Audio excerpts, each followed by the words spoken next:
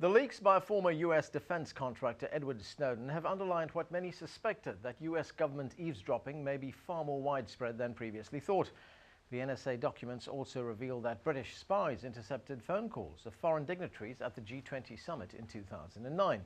To discuss if we're looking at the rise of the surveillance state, I'm now joined from London by historian and journalist Timothy Stanley. He writes for Britain's Daily Telegraph newspaper. Tim, thanks for joining us. It's a pleasure. Let me start with one view that says that Edward Snowden has done the United States and indeed the world a great service, that he's blown the lid off domestic spying, he's blown the lid of White House overreach, criminality by politicians, abuse of power, etc. Do you agree? I have some sympathy for that point of view. I think that what Edward Snowden has done is to highlight the capability of the American state. It's told us what it is capable of. What it hasn't done is proven beyond any doubt that it's done the things that Edward Snowden says it's done.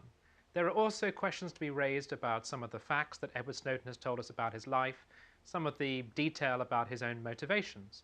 Nonetheless, it's undeniable that he's started a conversation in America. He's helped people to realize what the state is capable of, and I think that itself is a good thing. But, you know, one could easily fall into the trap of demonizing Edward Snowden here. This is not about Edward Snowden. This is about what he told us, about what the government is doing. Yeah, and again, I would entirely agree with you. I mean, of course, whenever you get a whistleblower, the kind of people who are prepared to blow the whistle are often the kinds of individuals who are motivated by either inner demons or degrees of ego that we can't possibly understand. And there are questions to be asked about why Edward Snowden chose to go to Hong Kong rather than to any other country.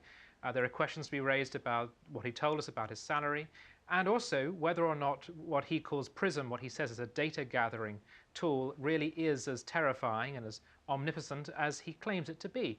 Nonetheless, don't get me wrong, I do think that what Snowden has done is probably a good thing for America.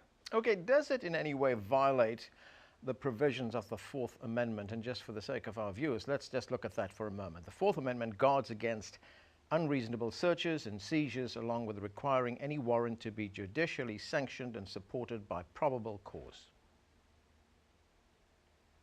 Yeah, I think that what the NSA is accused of doing, if it is true, and if it has lied to Congress in particular, if what the NSA is accused of doing is true, then yes, I do think that violates at least the spirit of the Fourth Amendment. And of course, when considering what's going on in America right now, you can't separate what the NSA is accused of doing from what the Department of Justice is accused of doing, which is harassing journalists, or what the IRS is accused of doing, which is harassing conservative political groups. So basically, when you throw all that into the mix, you could argue that the government has started to kind of bend its way around the Fourth Amendment, and that's a very dangerous and worrying thing. Right. The argument the government makes, of course, is that everything that it did was legal, that it was doing so under laws that were passed by Congress. There was judicial oversight, there was congressional oversight, there was nothing wrong that it was doing, nothing criminal. Well, and this is entirely true, and by the way, it's a reflection on how bad Congress functions sometimes, that it passes these things and they're allowed to get out of control. That's a worrying thing.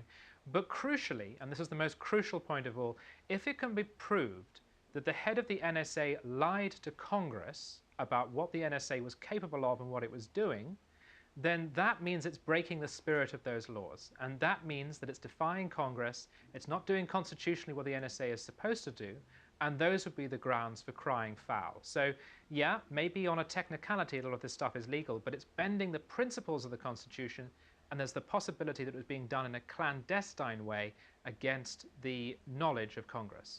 Yeah, you're referring there to James Clapper, who's the Director of National Security, who's even reinterpreted the meaning of the word no. He says, well, no doesn't mean no, it means the least untruthful, as he put it. You know, but did Snowden, as some who are totally opposed to what he did are saying, jeopardize U.S. national security? The White House is saying that, the NSA is saying that, even some members of Congress are saying that. Well, now, this is a complex argument. I think some of the details he's released, particularly about spying on the G20, I think that's very troubling. When you start to give away what your country is doing in relation to other countries, and I don't think Snowden should have done that. By contrast, if you release information about what a country is doing to its own citizens, then I would say that that is actually almost an act of civic virtue. That's actually a good thing. You're warning citizens their own constitution is being bent in some way. So I understand why there's criticism of Snowden's actions when it comes to some aspects of the security state, but it can only be a good thing to know what the state is at least capable of. That, I think, citizens have a right to know. You know, the other part of the argument is that, you know, when you look at what's been done by the government would say that blanket surveillance does prevent terrorist attacks. I mean, the argument against that is it didn't stop the Boston attacks, did it? Absolutely. Now, this is a central problem with the government's argument. We're told that it prevented some 50 attacks since 9/11, including an attack upon Wall Street.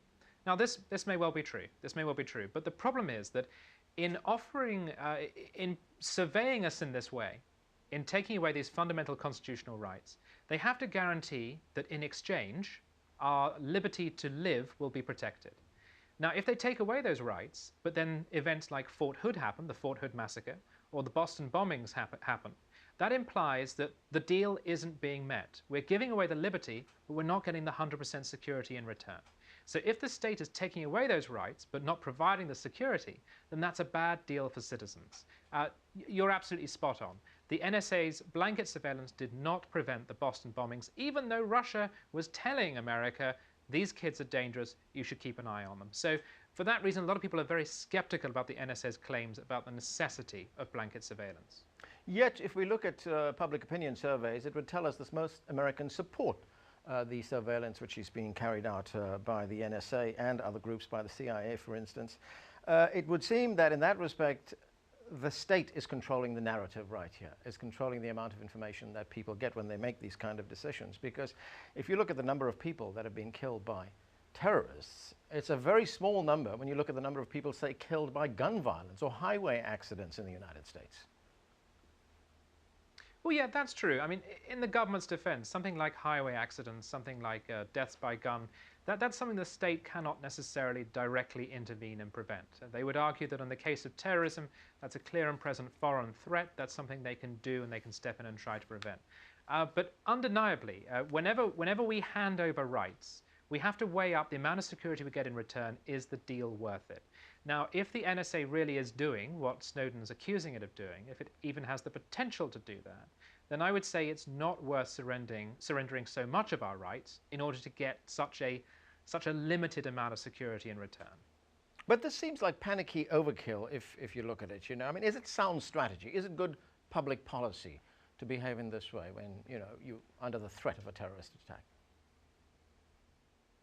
Yeah, I would say that it's the word overreaction is loaded and perhaps not entirely appropriate, because when you have something like 9/11, when thousands of people are butchered, well, it's very difficult to criticize any reaction to that as an overreaction. I think anything is almost justified by that situation.